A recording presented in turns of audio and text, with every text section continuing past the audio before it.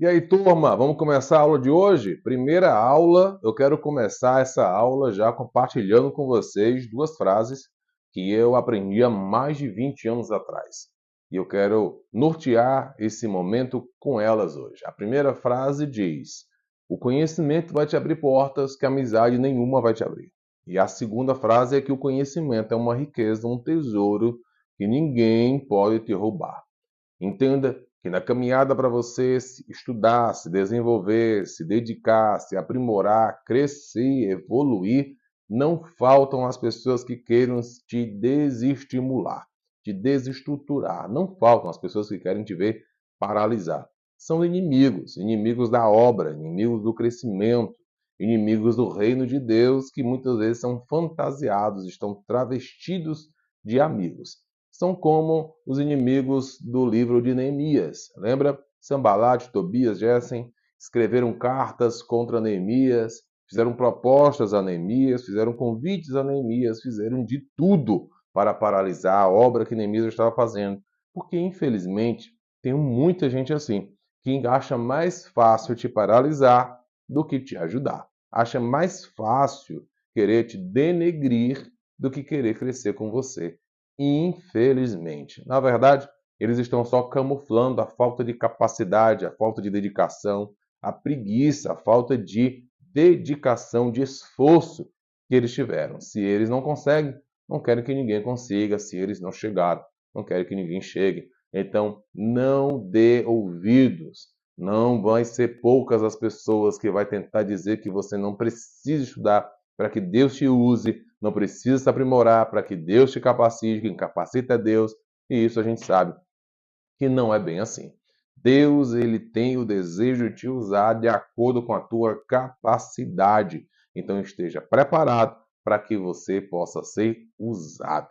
Porque o conhecimento vai te abrir portas que a amizade nenhuma vai te abrir. O conhecimento vai te levar em lugares que não adianta ter padrinho, ter conhecido, ter amigo, ter isso, aquilo, outro, vai te abrir, porque não vai. Tem momentos que é só a sua capacidade que faz com que você chegue lá, e é Deus te conduzindo dentro daquilo que você já sabe.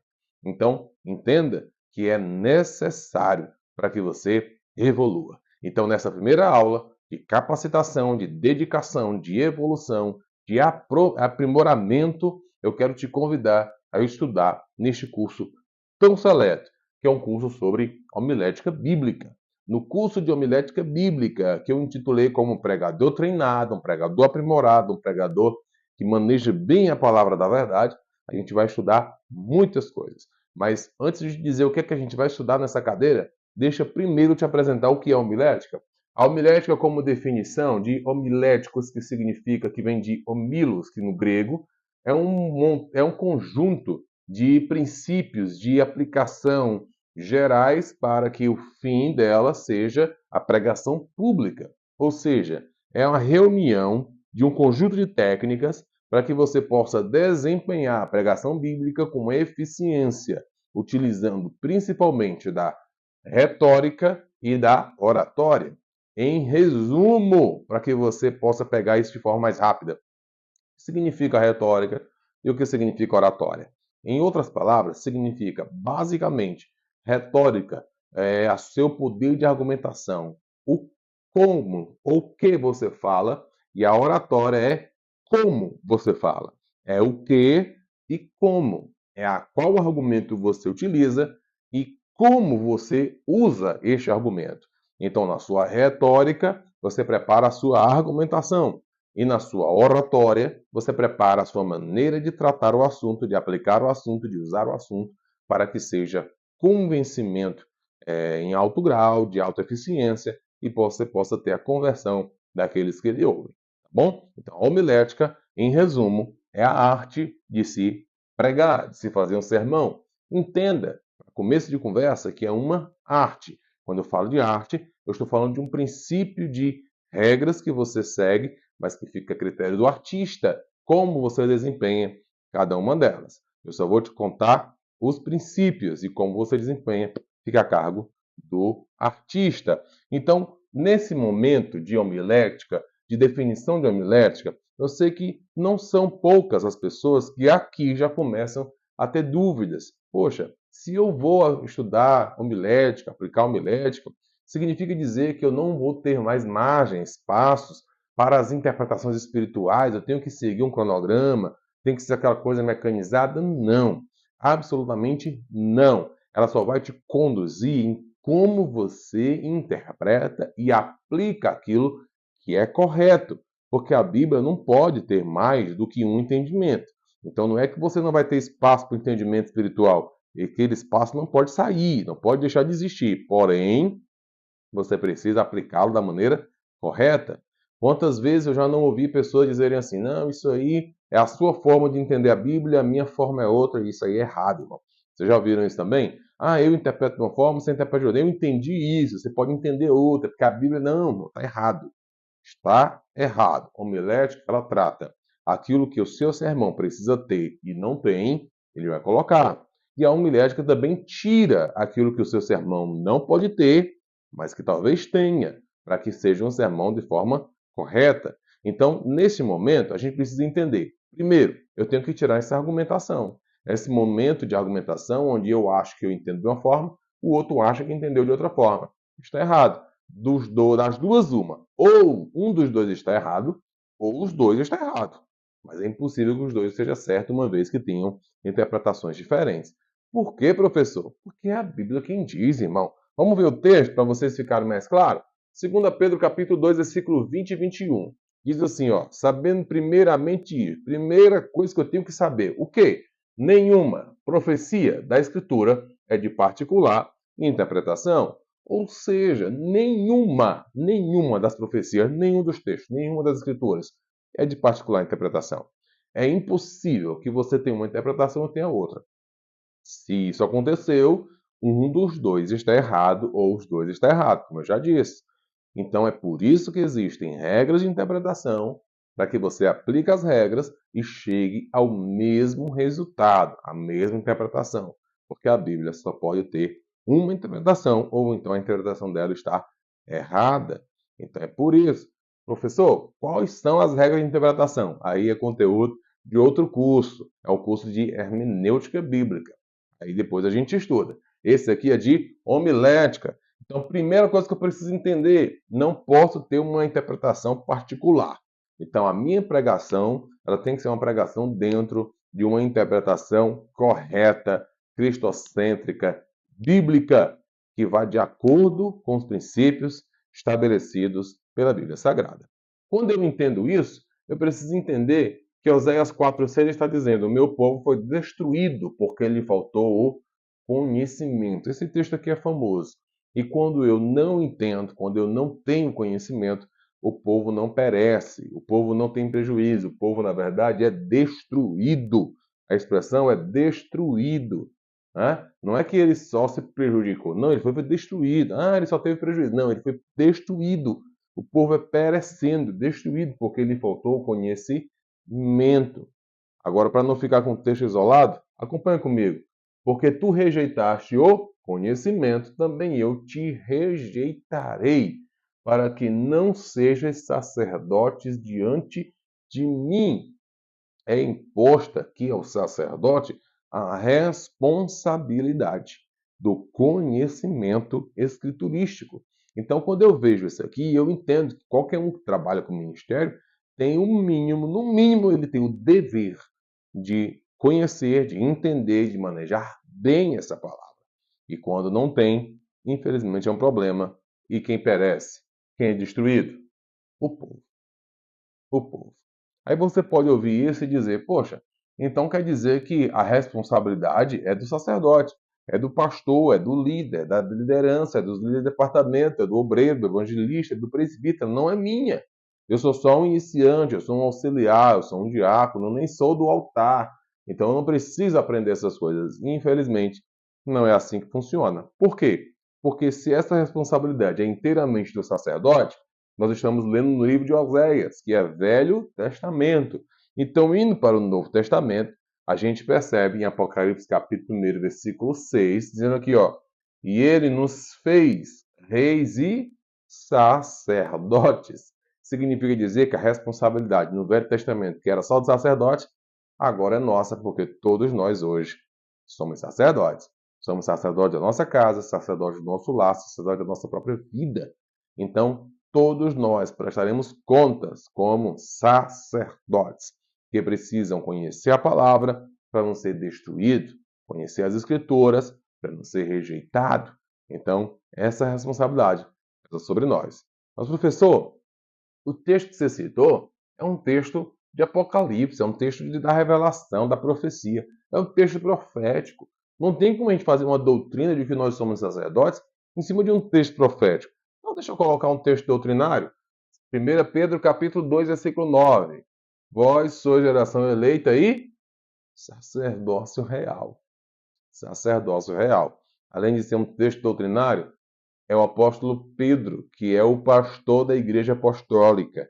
Nós somos sacerdócio real. Então, muita atenção, porque essa responsabilidade pesa sobre minhas e sobre as tuas costas, para que nós conheçamos, entendamos e sejamos achados como instrumentos aperfeiçoados, aprimorados, para sermos usados por Deus.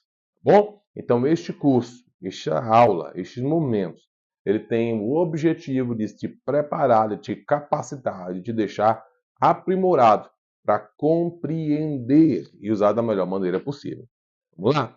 Professor, e o que é que nós vamos estudar nesse curso do Pregador Treinado? O que é que a gente estuda? Eu vou te mostrar. Primeiro, a gente estuda sobre criação de um esboço. Isso aí, ó. Isso aqui é o que nós vamos estudar. Eu quero te mostrar nessa primeira aula. Essa aula é gratuita. É gratuita? Eu estou te mostrando conteúdo gratuito para você que vai mudar a tua vida. Preste atenção. Estrutura de um sermão. Dentro do nosso curso, eu tenho uma aula específica para dizer uma por uma. Mas como essa é a nossa primeira aula, deixa eu te falar em resumo para você aqui. Todo sermão precisa ter essa estrutura. São os chamados 5 ãos da teologia. Desses 5 ãos, nós temos a introdução, interpretação, contextualização, aplicação e conclusão. Pega essa que tu não vai encontrar isso aqui em canto nenhum. Tá? Pega isso aqui que é mastigado para você. Introdução, interpretação, contextualização, aplicação e conclusão. Todo sermão precisa ter. Quando muda-se o gênero, só faz alterar algumas ordens com que essas fases acontecem, mas todas elas precisam acontecer. Então, quando eu falo sobre uma introdução, que muita gente cita e não sabe do que é que está falando, eu estou lhe falando sobre informações soltas ao redor do texto. Não é aquilo que você vai pregar. Informações soltas ao redor do texto. E dentro do curso, eu te ensino como é que a gente busca elas e como é que a gente faz. Segunda fase, interpretação. Interpretação é a parte que você começa a fazer com que o povo entre na sua história. E isso você precisa entender e seguir a seguinte regra. Quando é um livro histórico, LH, você conta a história. Quando é um livro poético ou profético, você faz um resumo dos 5 ou 6 versículos anteriores e assim você tem feito a sua interpretação.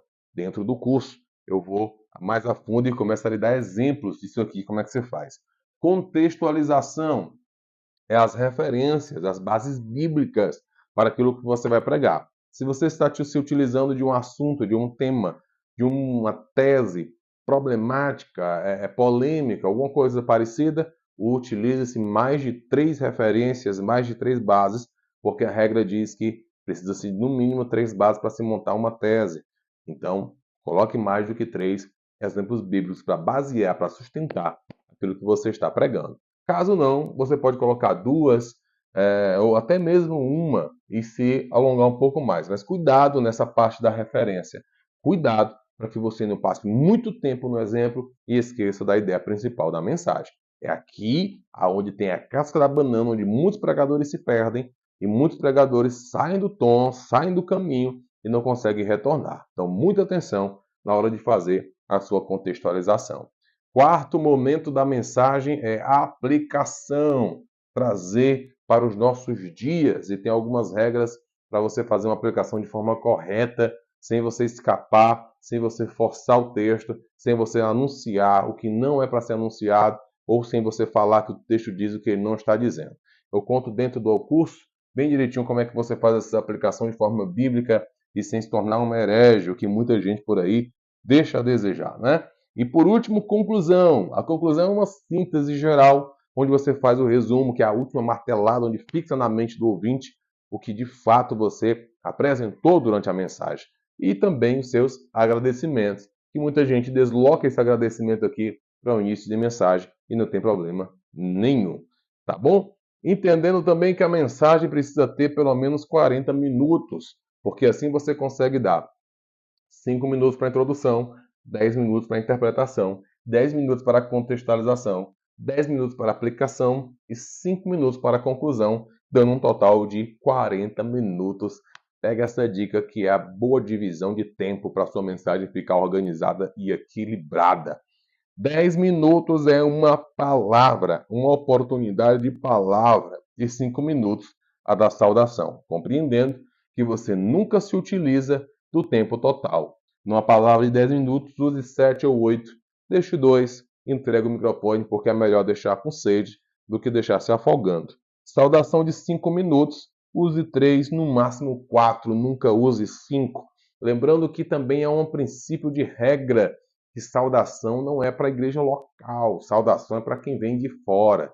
Vem um visitante, alguém de outra cidade, de outro estado, vamos dar a saudação, vamos ouvir uma saudação com fulano, e ele vem e dá uma saudação, e ali ele se apresenta, diz de onde veio, diz o que está fazendo ali, quanto tempo vai passar, cumprimenta a igreja, cumprimenta o pastor, e entrega o microfone a quem direito. Isso foi uma saudação. Como é que se faz dessa forma com alguém que é de casa?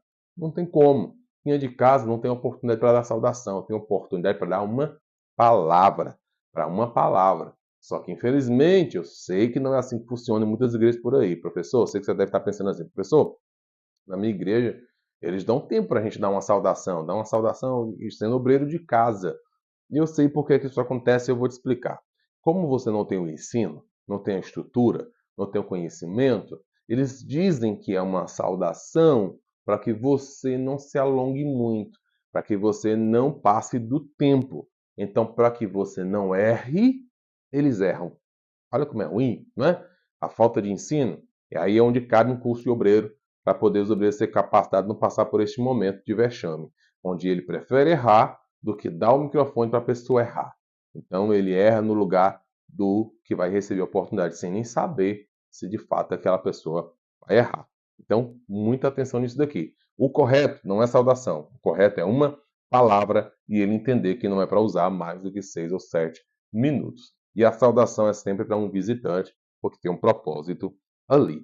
Ok? Compreendeu isso daí? Aqui é a estrutura de sermão e a partir dessa estrutura aqui, meu amigo, dentro do curso, ensinando de um por um como se faz, eu te ensino como é que se faz cada gênero de mensagem. Aí aqui dentro a gente coloca o gênero evangelístico, o gênero doutrinário, o gênero expositivo, o gênero temático, o textual tópico, o tópico livre, o hegeliano, o inferente e o referente. São vários estilos de mensagem diferentes que eu ensino neste curso, mas todos eles usando esse esqueleto. Porque esse aqui é o esqueleto da mensagem, enquanto que o gênero é a pele, o músculo, o tendão, a pele. O que as pessoas enxergam e acham bonito é o gênero, não é a estrutura.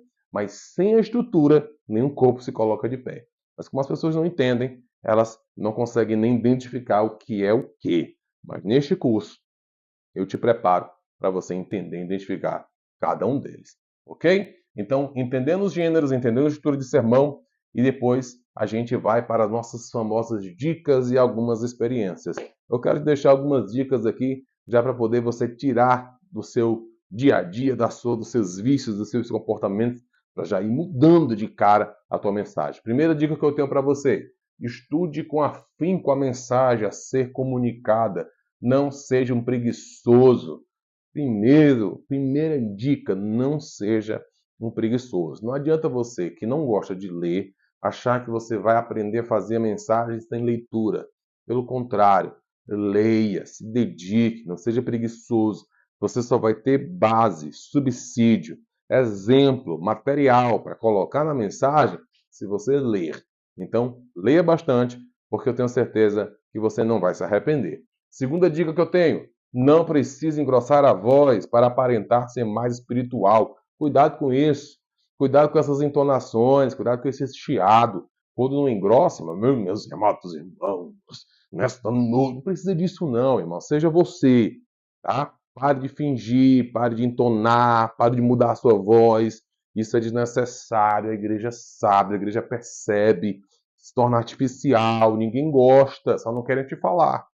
Aí vem um curso como esse aqui, o professor como esse aqui te fala, certo? Então não faça isso é errado. Mude isso, coloque autenticidade, coloque veracidade, coloque verdade no seu sermão, na sua mensagem, com a sua voz de verdade, com a sua voz verdadeira. E Deus vai te honrar, Deus vai te abençoar, tá bom? Cuidado com essas entonações, com esse engrossado e com esse chiado, porque tudo isso é para aparentar uma espiritualidade que muitas vezes nem existe. Mas eu quero lhe dizer que você não precisa, porque o objetivo da mensagem não é angariar para você uma atenção ou um tratamento de espiritual, de profeta, de homem de não precisa disso.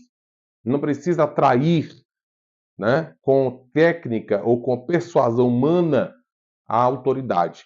Quem tem que ter autoridade é a mensagem. É a mensagem, a pregação da palavra.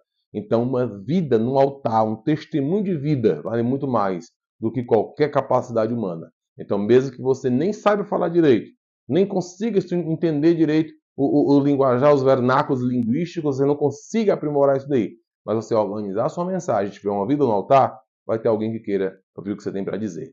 Então, isso vale muito mais. Evite jargões no púlpito. Evite jargões, irmão.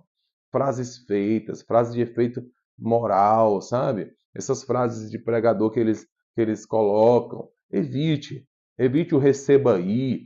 Evite o glória a Deus, aleluia, que são os vícios de linguagem, né? Vai falar aqui ainda? Deixa eu ver. Deixa eu aproveitar logo. É isso aqui mesmo. Evite vícios de linguagens e jargões. Tem gente, irmão, que inicia o ministério por nervosismo, começa. Glória a Deus, aleluia, falando dando aleluia, falando dando glória a Deus. Isso aí é normal, você está iniciando, está nervoso. Preenche o tempo, a lacuna do tempo com glória a Deus, com aleluia, com bendito seja Deus, com louvado seja o Senhor. É normal. Só que o problema é que algumas pessoas passam 1 ano, 2 anos, 5 anos, 10 anos e não desenvolvem, continuam com esses mesmos vícios de linguagem, tentando aparentar um falso nervosismo, tentando aparentar um início de ministério, tentando aparentar uma, uma, uma simplicidade no falar, uma singeleza no pregar. Isso é errado. Isso é errado. E a igreja percebe. Não faça isso. Tá bom? Que seja verdadeiro. Evite os vícios de linguagem, evite os jargões, evite as frases feitas, porque isso não acrescenta, isso não edifica, e isso não vai ser produtivo para você. Não tente imitar pregador A ou B. Olha essas imitações, irmão. Passamos um período aqui no Brasil onde tivemos muitos que imitavam pregadores. Hoje em dia tem diminuído bastante.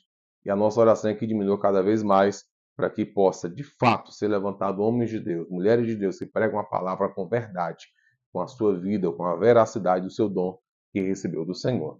Seja simples e esclarecedor. Ou seja, cuidado com o povo que está lhe ouvindo.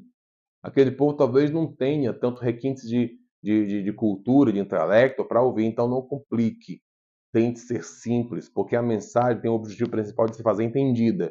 Não crie complexidade para que a sua mensagem não seja alcançável. Pelo contrário, seja simples e direto para que a sua mensagem se faça entendida. A melhor mensagem que se tem é uma mensagem compreendida. Então se faça compreendido pelo seu povo, pelo seu público, pela sua igreja. Não prometa nada. A obra é do Espírito Santo. Evite essas promessas desnecessárias, como se você precisasse provar alguma coisa. Tem um exemplo aqui, ó. Ele coloca: eu vou comer a Bíblia com sal se tal coisa não acontecer. Para com isso. Não entre nesses viés aí não, tá? Dessas loucuras não aí. Tá bom? Evite que a obra é do Espírito, não é sua. Você não é o protagonista, então você não precisa ser o centro das atenções, você não precisa ter uma autossatisfação. Cuidado com essa autossatisfação. Você não pode ter uma autossatisfação nem antes nem depois do sermão. A satisfação é um perigo. Porque o sermão não é para te autossatisfazer. Pelo contrário, a pregação da palavra é uma pregação de confronto. Então, a pregação que deixa o pregador confortável, ela tem 90% de chance de não ser uma pregação bíblica. Porque uma mensagem pregação, uma pregação bíblica, uma mensagem cristocêntrica, é uma mensagem de confronto. E se você confronta o povo e confronta o pecado, o erro do povo, trazendo uma conversão, trazendo uma mudança, trazendo uma transformação, com certeza o pregador não fica confortável, porque você está confrontando uma multidão para uma mudança. Então, com certeza, esse momento, essa situação não é confortável. Então, ela não pode te trazer conforto ou autossatisfação. Pelo contrário, ela tem que te trazer um incômodo. Inclusive, há uma famosa frase, né, de um dos maiores pregadores dos últimos 300 anos, que é o Charles Spurgeon.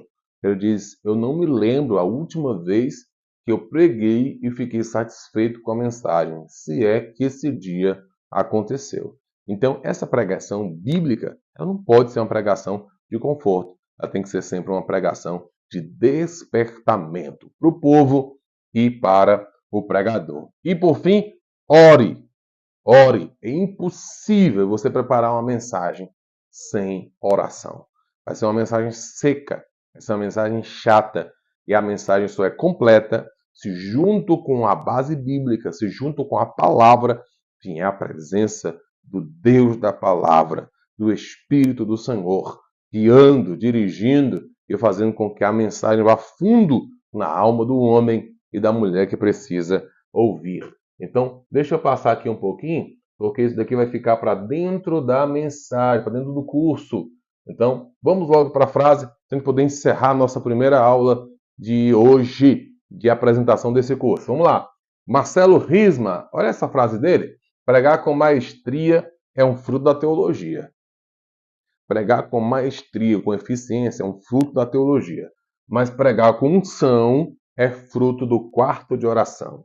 E pregar com os dois, o resultado é conversão. O resultado é almas, o resultado é transformação, o resultado é o agir do Espírito Santo, a liberdade. Porque a palavra e o Deus da palavra agindo com liberdade, com primazia, sem ter quem refute, sem ter quem aponte ou critique. Porque você está fazendo da maneira correta e na direção do Espírito Santo. É muito bom. Vamos mais uma frase desse Marcelo? Diz assim, ó: se a sua teologia não te faz dobrar os joelhos, esqueça. Se a tua teologia não te faz dobrar os joelhos, esqueça. Essa frase é muito boa e me faz lembrar tantas vezes que eu recebi alunos que disseram: professor, a teologia esfria. Já vi tanta gente dizer que a teologia esfria, e eu te falo, a teologia não esfria ninguém. Ela só revela quem já é frio. Ela já só revela aqueles que já queriam ser frios, só precisavam de um motivo. Porque é impossível que você estude a palavra e você não seja inflamado pela palavra. É impossível que você estude a Bíblia Sagrada e não seja impactado por ela, porque a palavra de Deus ela é viva e eficaz, mais penetrante do que espada alguma de dois fios. Então, preste atenção que a palavra de Deus, a teologia, se ela estiver te esfriando, te afastando de Deus, você está estudando errado. Você estudou errado. Eu conheci uma pessoa que ele, quando iniciou a teologia, ele era avivado, cheio de Deus e tudo, e agora ele está frio, desanimado ou desviou. Eu já conheci pessoas assim também, mas estudaram errado. Estudaram errado. Mas por mim, é impossível. Quanto mais você estuda a palavra, mais você se firma na palavra, mais você aprende que precisa da palavra. Algumas pessoas, infelizmente, mudam porque não vão até o final. Pegam alguns poucos conhecimentos, aquilo sobe a cabeça e faz um estrago enorme. Então, se dedique, porque vale a pena quando você aprende teologia de verdade. Ela te ensina e te conduz a conhecer mais de perto o Deus da palavra. Tá bom? Eu espero que vocês tenham gostado, porque se você gostou, eu quero te convidar a dar sequência nesse curso. Hoje foi só o pontapé inicial, essa aula aqui é só de apresentação e eu tenho muita coisa para te mostrar, para te ensinar e aprofundar e aprimorar, que não seja tão rápido como foi essa aula, preciso de mais tempo para isso. Então eu quero te apresentar o curso de Teologia Intensiva. O curso da Teologia Intensiva ela forma 5 módulos: Bibliologia, Homilética, Hermenêutica, Escatologia e Doutrinas.